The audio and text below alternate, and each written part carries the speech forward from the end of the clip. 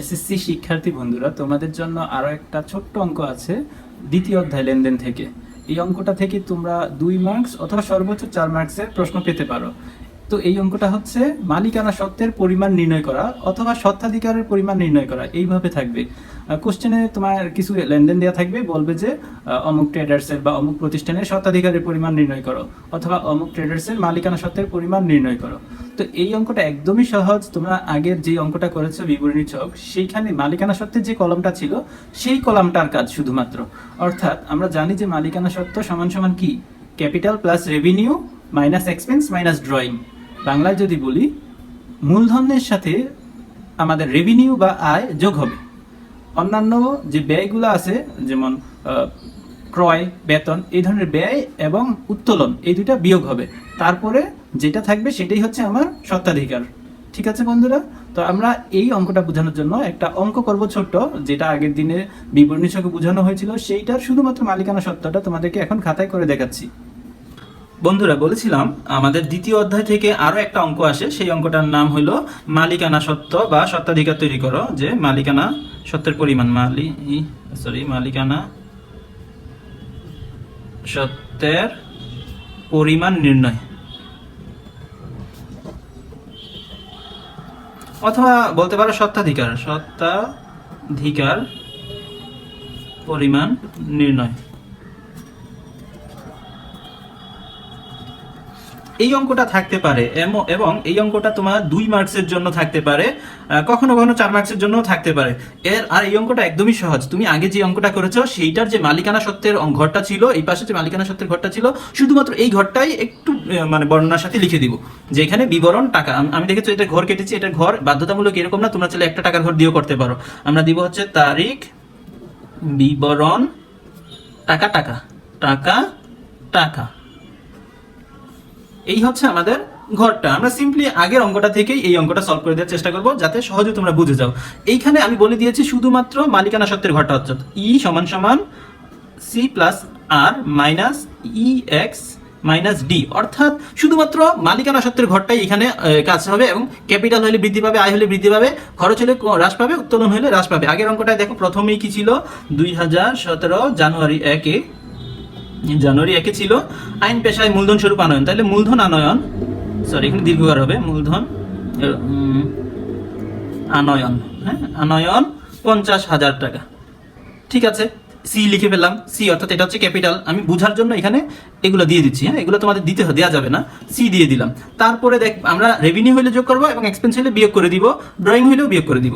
তারপরে এন্ট্রিটা কি দেখি, জানুয়ারি মাসে অফিস ভাড়া পরিশোধ।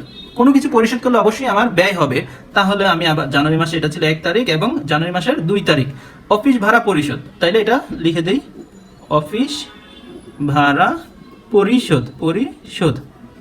এটা হচ্ছে আমার ব্যয়। তো ব্যয় হলে এটা হচ্ছে ইএক্স, তাই না? এই যে আমি তোমার বোঝার জন্য এখানে ইএক্স দিলাম। তো ইএক্স হলে আমরা তো লিখে দিচ্ছি বিয়োগ হবে, তাহলে আমাদের এটা বিয়োগ করতে হবে। অফিস ভাড়া পরিশোধ কত টাকা ছিল?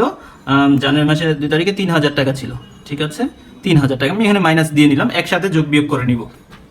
তারপরে আমাদের 7 নম্বরে জানুয়ারি 7 তারিখের এন্ট্রিটা ছিল ধারে অফিস যন্ত্রপাতি ক্রয়। আচ্ছা, যন্ত্রপাতি ক্রয় করে ধারে বা নগদে যাই করুক, একদিকে যন্ত্রপাতি আমার আসছে, অন্যদিকে পাওনাদার বৃদ্ধি পাইছে। আর যদি নগদে কিনতাম, নগদ টাকা হ্রাস পাইতো। মালিকানা সত্ত্বের তো কোনো পরিবর্তনই হয় না এখানে। আমার যন্ত্রপাতি কিনলে আমার নগদ টাকা চলে যায়, যন্ত্রপাতি আসে। যদি ধারে কিনি, যন্ত্রপাতি আসে, পাওনাদার বৃদ্ধি পায়। আমার এই মালিকানা সত্ত্বের কোনোরূপ চেঞ্জ হয় না, তাই আমি এখানে এইটা দিব না, এটা মালিকানা সত্ত্বের বিবরণীতে আসবে না। তারপরে এন্ট্রিটা দেখো, 10 তারিখ মক্কেলদের নগদে আইনি সেবা দেওয়া হলো, এইটা আসবে। এটা মক্কেলদের নগদে আইনি সেবা দেওয়া হলো, সেবা বাবদ আয় লিখতে পারি আমরা, সেবা আয় এটা লিখতে পারি। যেহেতু আয় লিখেছি, এখানে বলো রেভিনিউ, এটা বুঝাই গেল যে এটা রেভিনিউ, ইংরেজিতে রেভিনিউ।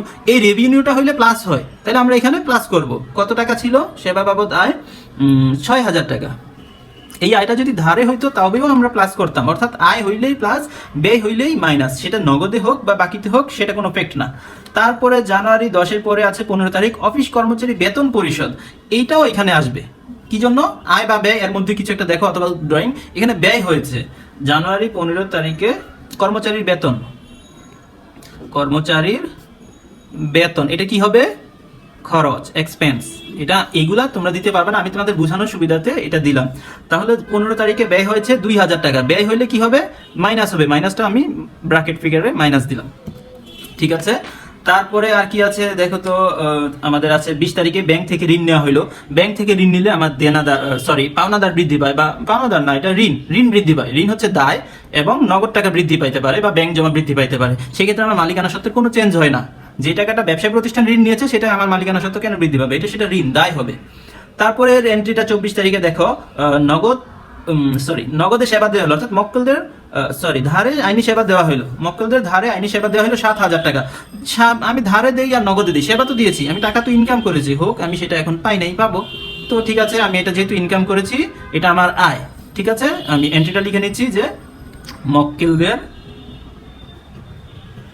ধারে আইনি সেবা দেওয়া হলো, ধারে সেবা দেওয়া হলো, সেবা দেয়া হলো। এবং এখানে আমি বোঝার জন্য তোমাদেরকে বলে দিচ্ছি, এটা হচ্ছে রেভিনিউ বা আর।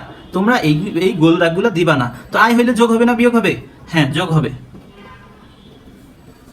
তারপরের লাস্ট এন্ট্রিটা আছে দেখো আমাদের, বাকিতে কৃত যন্ত্রপাতির মূল্য পরিশোধ করা হলো 10,000 টাকা। বাকিতে কৃত যন্ত্রপাতির মূল্য পরিশোধ করলে নগদ টাকা চলে গেছে, কিন্তু এটা কি আমার ব্যয় হয়েছে? না, এটা ব্যয় হয় নাই। আমার আগে ধারে কিছু একটা যন্ত্র কিনেছিলাম, সেটা টাকাটা দেই নাই, এখন দিয়ে দিয়েছি।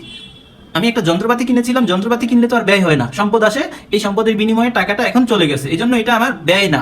যদি এমন হইতো যে পণ্য ক্রয় করেছিলাম আগে এবং সেই টাকাটা পাইতো, এখন এটা দিয়ে দিয়েছি, তবে কিন্তু আমার এটা ব্যয় হইতো।